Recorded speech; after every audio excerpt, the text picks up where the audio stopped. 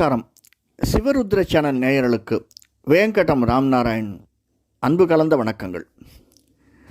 நம்ம பரிகாரம் அப்படிங்கிற தலைப்பில் பல விஷயங்களை பார்த்துட்டுருக்கோம். ஏன் பரிகாரம் பண்ணணும், அதை எப்படி பண்ணணும் அப்படின்னு, நவகிரக தோஷ நிவர்த்தி எப்படி பண்ணணும், அதில் நம்ம முதல்ல பார்த்தது பரிகார ஸ்தலங்களோட சூரியன். அடுத்தது நாம் பார்த்து கொண்டிருக்கிறது சந்திரன். சந்திரனுடைய பரிகார ஸ்தலத்தில் முதல்ல நாம் பார்த்தது திங்களூர்.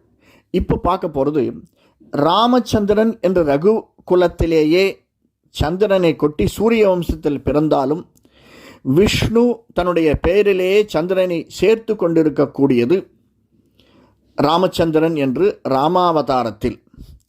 அந்த மகாவிஷ்ணு அவதாரம் செய்ததிலும் அர்ச்சாவதாரத்திலும் மிகவும் மேன்மையாக போற்றப்படக்கூடிய ஓரிடம் உண்டு என்றால் அது திருமலை திருப்பதி தேவஸ்தானம். திருமலை, அந்த திருமலையிலே நாம் சென்று ஸ்ரீ மகாவிஷ்ணுவை வழிபட்டோமேயானால் அனைத்து விதமான செல்வங்களையும் பெறுவதற்கு சாத்தியக்கூறுகள் உண்டு. அதுவும் சந்திரன் ஒரு லக்னத்திலோ ஒரு கட்டத்திலோ சந்திரன் மேன்மை பெற வேண்டும், சந்திரன் நமக்கு அனுகிரகம் செய்ய வேண்டும் என்று கூற கேட்டிருந்தோமேயானால் நிச்சயமாக ஒரு தரம் நாம் திருமலை சென்று பெருமாளை வழிபட்டு வர வேண்டும். அந்த பெருமாளை வழிபடுவதற்கு நாம் செல்லும்போது அங்கே இருக்கக்கூடிய தீர்த்தங்களில் நீராடுவது மிக மிக விசேஷம். உங்களுக்கு தெரியும், திருமலை ஆந்திர பிரதேசத்தில், திருப்பதி கீழே, திருமலை மேலே. கிட்டத்தட்ட அடியார்களிலே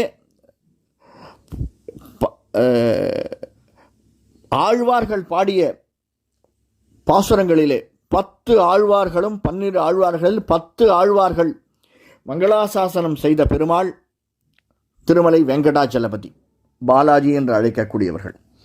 அதனால் அவரை வழிபடும் போது அங்கே இருக்கக்கூடிய புஷ்கரணையில் நீராடுவது மிக மிக ஏற்றம் தரக்கூடியது.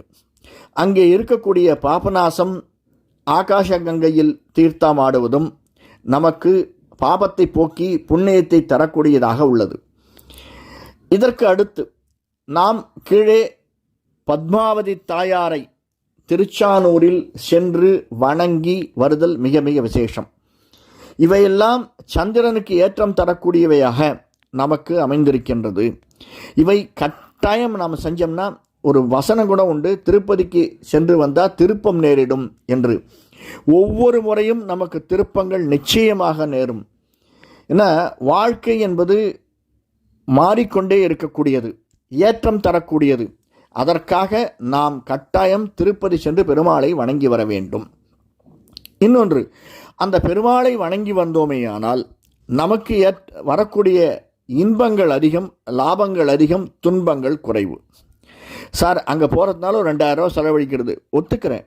அந்த செலவு நம்முடைய உடலில் உள்ள வியாதிகளுக்கு நாம் செய்யும் செலவுகளை விட குறைவாகத்தான் இருக்கும்.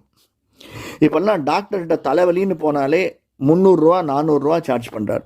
அதற்கப்புறமா மருந்துகள் சேர்த்து நம்மளுக்கு 700-800 ரூபாய்க்கு மேலே வந்துடுறது. நினச்சி பாருங்கள்.